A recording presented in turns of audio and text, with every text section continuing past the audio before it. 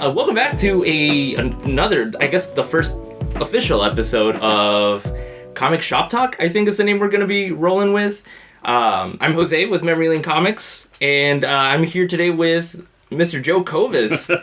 Joe, welcome, man. Thanks for being here. Thanks for having me, man. Dude, yeah, and you are the wonderful, talented artist behind our shop exclusive #1 TMNT cover. Dude, I love it. I love the reference. The Super Hot Fire meme is legendary. It's iconic, man. I wanted something that was gonna, grab the attention of people who actually understand the reference. And yeah. It just seems so fitting for Michelangelo to be in that, central position, and his brothers around him just, Dude, it fits their personality so perfectly, man. They're just a bunch of goobers. I absolutely love it. Yeah. No, and I'm stoked for the book itself, too, man. I've been wanting to jump into TMNT for a while, and this is it, man. I'm after this, I'm definitely going to go back and reread just all of the IDW ongoing stuff, man. It's going to be a really good jumping on point, and then you've got so many different artists that are going to be putting their spin on the characters, And, to start off with, Joelle Jones and, put her artwork over Jason Aaron's words, it's just like... What a team up. Yeah, really though, That's man. Crazy. Jason Aaron is so talented. And Joelle Jones. This is a match made in heaven, man. It's unreal. And this is kind of like your first cover on a bigger... Yeah. A bigger book. Yeah. First, major thing I've ever done professionally. I've got published work under my belt. I did interiors. I've done a few covers here and there. Nothing really major. Mostly small publisher type of stuff. But this is the first time my name is on anything this big. Yeah. So, and these characters mean so much to me on a personal level that it's Yeah.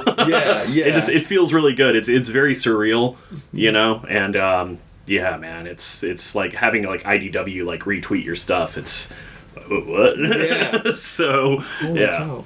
Dude, that is too cool. Yeah, you've done interiors in Tales of Cape Fear. Yep. Yeah. And Hellfire Verdict as well. Yeah. I did a book called Tales of the Bizarre as well. A lot of anthology work, small press stuff. I'm actually, I just got hired on to do another anthology called Cthulhu Invades Fairytale Land. No way. So that's going to be fun. I'm doing The Lady or the Tiger is my fairy tale that I've been assigned. So it's going to have a very gothic horror spin to it, with the cosmic horror kind of. Yeah. So it should be pretty cool. And then I've got another project, which I'm not sure I'm really allowed to say much about, but it's with another fellow Turtles artist who's actually doing writing duties on this one, and that'll be a full back to front 28-page comic book that I'll be doing interiors for. So hopefully I'll have more details about that soon. But dude, I'm looking forward to it, man. That's awesome, man. Anything cosmic horror, Cthulhu mythos, I'm always super, super down. Yeah. That's awesome, man. And I wanted to hear you talk a little bit about what the process of getting this cover made was like. I mean, the creative process, of course, but what was the back and forth communicating with the publisher, taking notes, and having to adjust? Mostly just a lot of me crying, saying I'm not good enough for anything. So that's about where it was. Oh, no, I mean, actually, it was surprisingly painless. Mm-hmm. I had been speaking with Jake and Ben, the owners of Memory Lane, for quite some time about doing a cover, in some capacity. Mm-hmm. And I never expected it was going to be anything like this, So when Jake and I finally sat down, to discuss doing an exclusive variant, I remember him unfolding a piece of paper in front of me, and I just saw the letters TMNT in the corner, and I was like, what? And so anybody who knows me knows that I've been drawing mostly self-taught since I was, 4 or 5 years old. Before I think I have cognitive memory to remember any of it. But I do remember at a very young age drawing Ninja Turtles and, being obsessed with the toys and the cartoons. And I was very fortunate to get spoiled, on Christmas and get a bunch of the little action figures and stuff. So, they were near and dear to me. Mm-hmm. And then living in North Carolina, and then moving to Wilmington. And, when I was a kid, I found out that they made the movies just a couple of hours from where I lived and grew up, So So there's always been like that hometown connection here, and so one of the big things that we talked about when we started the process of developing the cover was we wanted there to be some kind of hometown connection to Wilmington, even though the Turtles are from New York and that's the kind of their base of operations. We still want to see what we can do to fit something Wilmington based into the cover. So what I ended up doing was I took a scene from the first movie where, Michelangelo and this random foot soldier kind of get into a pissing contest and start, chucking off with one another, if you will.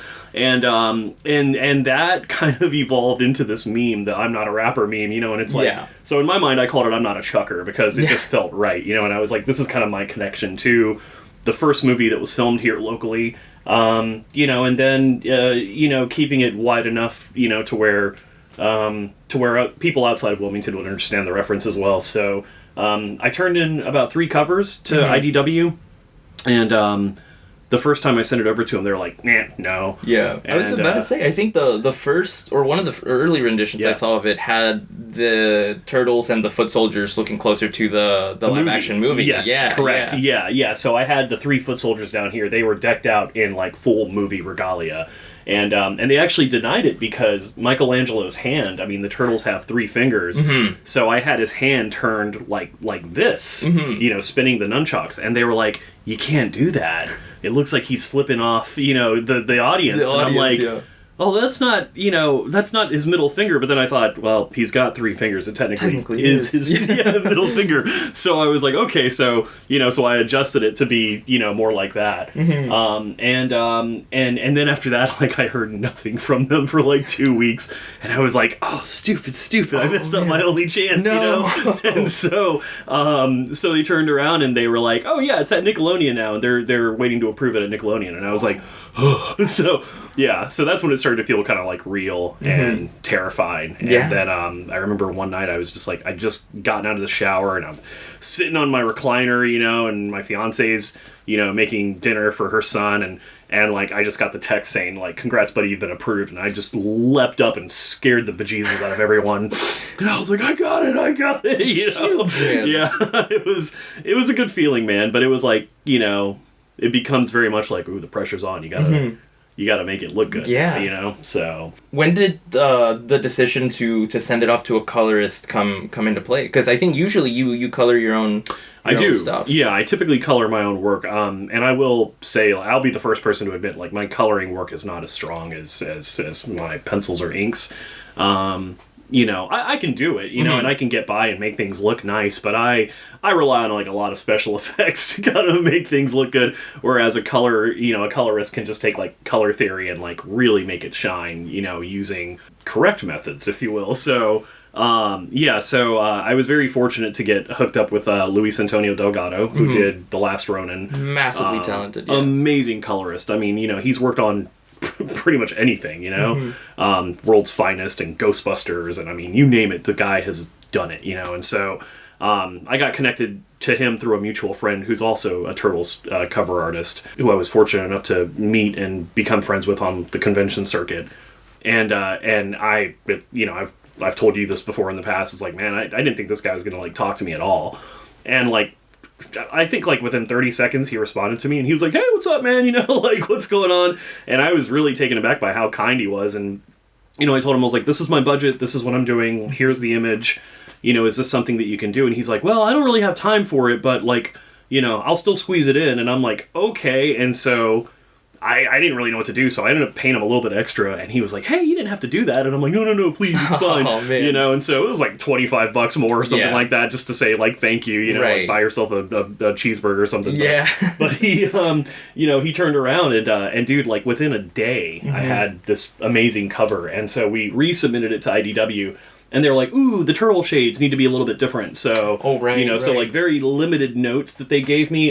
For instance, when I turned it in, Donatello's still going to have his synthetic shell in the new run. So, and I drew it more traditionally, which there's not a lot of room to show off his shell in his position. So, but he's got these like bolts, around the edge of the shell. So, so like I went back and added that. They were like, oh, Leonardo also has a scar on his eye. Man. So I went back and did that, and then Louise went and he adjusted the colors so cool. appropriately, and like then that was it, man. It was Yeah, so it wasn't as crazy as a process as I thought it would be. It was mostly just a lot of like being terrified that they were going to come back and be like, actually, we don't like this, so no, you know. Oh man. So yeah, man, that is so cool. I mean, it's awesome that they adjusted them to fit like the continuity of the story. Yeah, that is beyond cool. Yeah. No, I'm excited. You know, I have not read like a Turtles run outside of The Last Ronin in a long time. Yeah. So I'm really excited to kind of use this as a springboard to get back on it because, like I said, I love these characters, but I admittedly have never really followed the comics as closely as I'd like to. Yeah. But there's just so many of them at this point. There's a lot, you know? Same. I mean, my relationship with the Turtles is pretty much the '90s movies, and I'd love to, and The Last Ronin too. The Last Ronin is phenomenal. How has this cover in particular affected your convention? Yeah, it's kind of I feel like it's not done too much for me just yet. It's really gotten people excited about the prospect of the release, you know.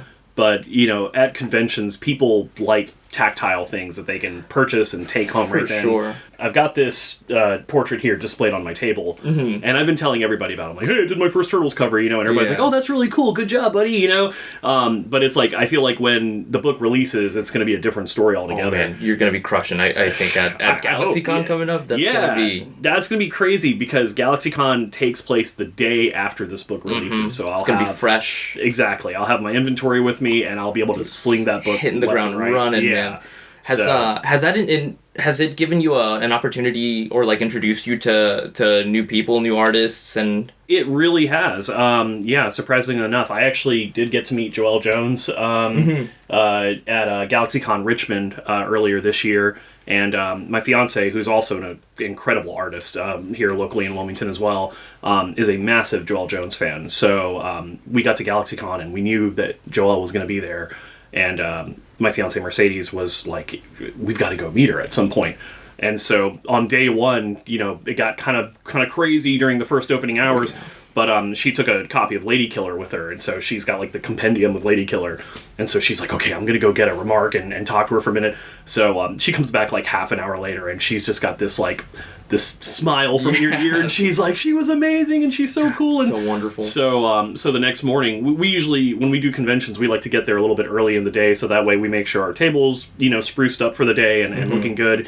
And then what we're really doing is we just want time to walk around and see for sure any friends who might be there, and, you know, do a little shopping and whatever. And so we saw that Joelle was at her table that morning, and so, you know, Mercedes strikes up a conversation with her again, and she was working on a commission that she had got hired to do, and Joelle was kind enough to sit there and chat with us for a few minutes. So I asked her, I was like, I know you're doing some work on Turtles coming up. I was like, what exactly are you doing? Because this was when the news was still fairly early that she, you know, had jumped on board.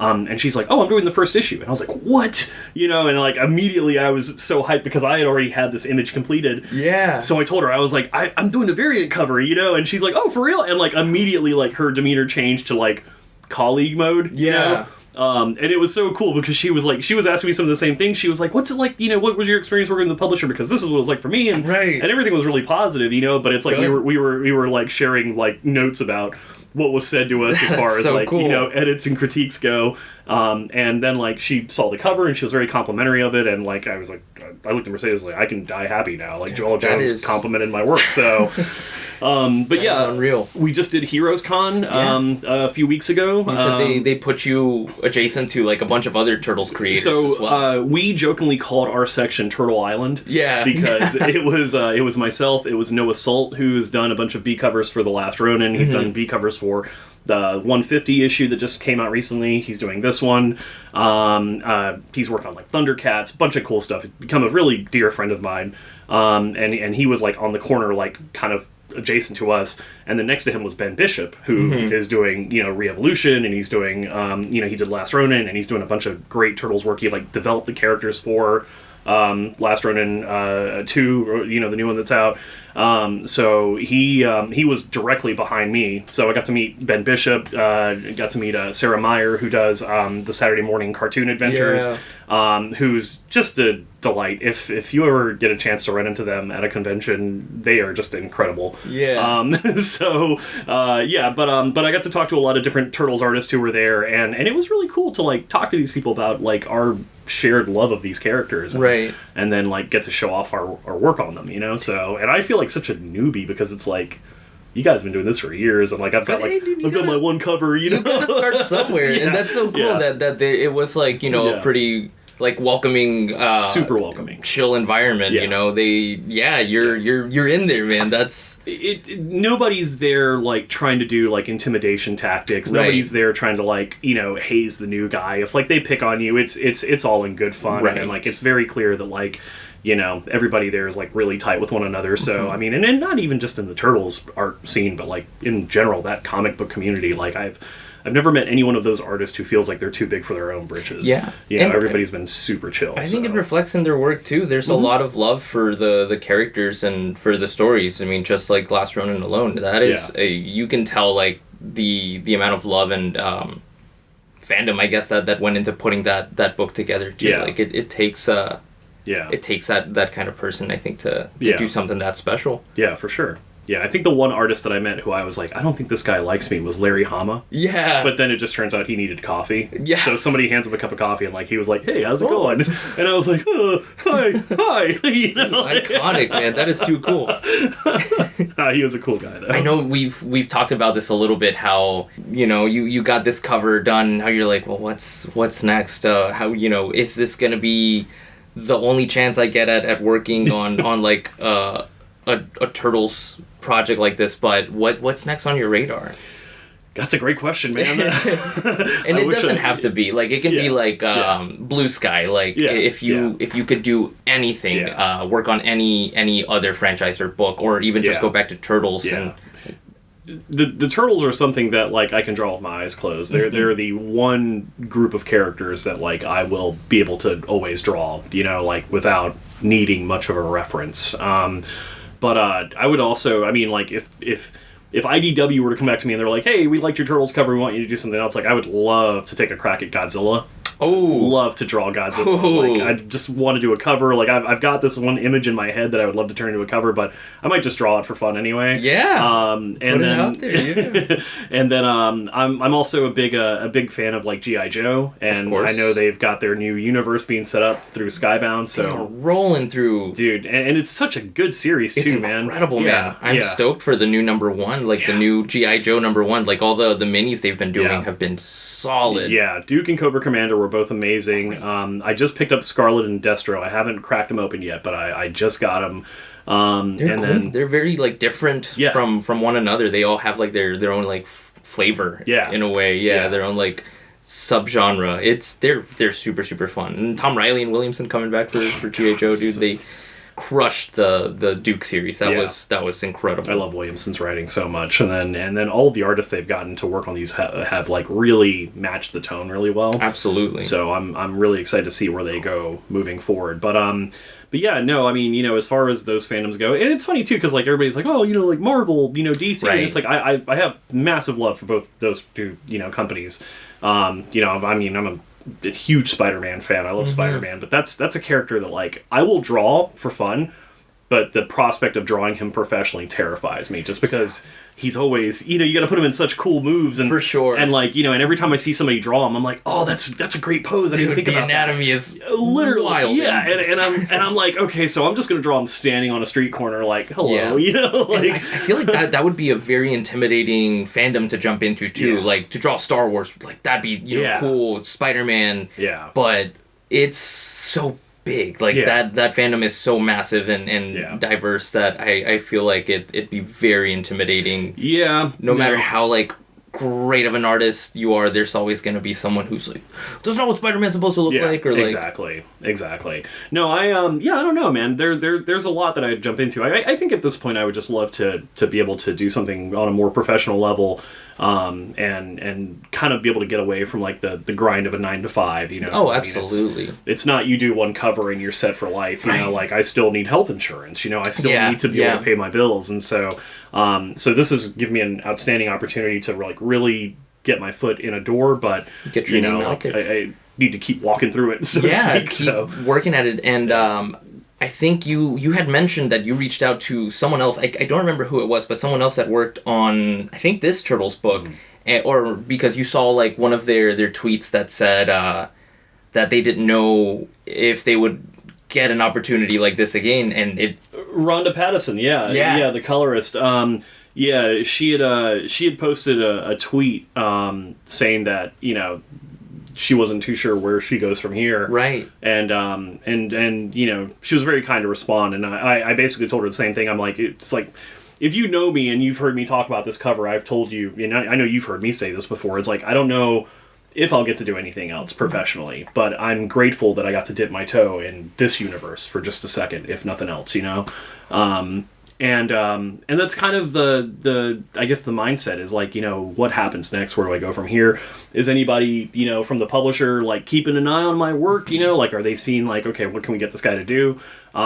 You know, realistically, my mind probably says no. You know, they're too busy for that. You know, I would argue otherwise, man. Maybe I don't know. I feel like in you know, this kind of industry, like once people like get to know your work, once your name is in their mind, they'll be like, they'll always think back to you. Like if they need a variant cover, they might be like, oh, Joe did a really good you know, shop exclusive, let's get him on you know, issue 5 or something. That's the hope, man. I mean, that really is the hope. And like I said, you know, I've gotten a couple of projects coming up that you know, one of them especially was, you know, given to me from a fellow Turtles artist who, you know, is writing his own stuff and is like, I'm doing this post-apocalyptic Mad Max style wasteland kind of story, and I think you would, you know, work well for it. And it's like, I got that because of this, you know. And you know, he's seen my other work before as well, but I feel like, you know, you do something like this, it shows that you have what it takes to you know, follow deadlines, make sure stuff is completed and done when it's supposed to be. You can take edits. So you know, I mean, it's you know, the hope is there to continue to get work, but for sure, you know, if something happens and this is it, you know, then it's like, all right, well, at least I got to do this. Yeah, so. I think there's a future ahead of you, man, for sure. I appreciate that. Like you said, it shows that you are able to work with all these like deadlines and notes. Like you're easy to work with, and you're talented. Like there's, you know, that speaks volumes, I think. Yeah, I appreciate that, man. No, of course, man. But we have, I don't think, we haven't talked about this. We have a signing event coming up. Yes. For the release of the #1. Yeah. It's going to be here in downtown Wilmington at Bespoke. It's like a coffee dry goods shop right across from us. But we have a Facebook event with all the information. But it's going to be from 6 to 8. Joe is going to be there signing copies of his cover. Mm-hmm. It's going to be a pizza party also, so we're going to be slinging free pizza. They're going to keep the coffee running too. It's going to be a blast. And we're also going to be raising money for a local sea turtle rescue and rehabilitation. Yeah. I think it's the Karen Beasley Sea Turtle Rescue and Rehab Center. So we're going to be selling raffle tickets. I think we're settling on like $1 a pop, and all the proceeds go directly to the turtle rescue.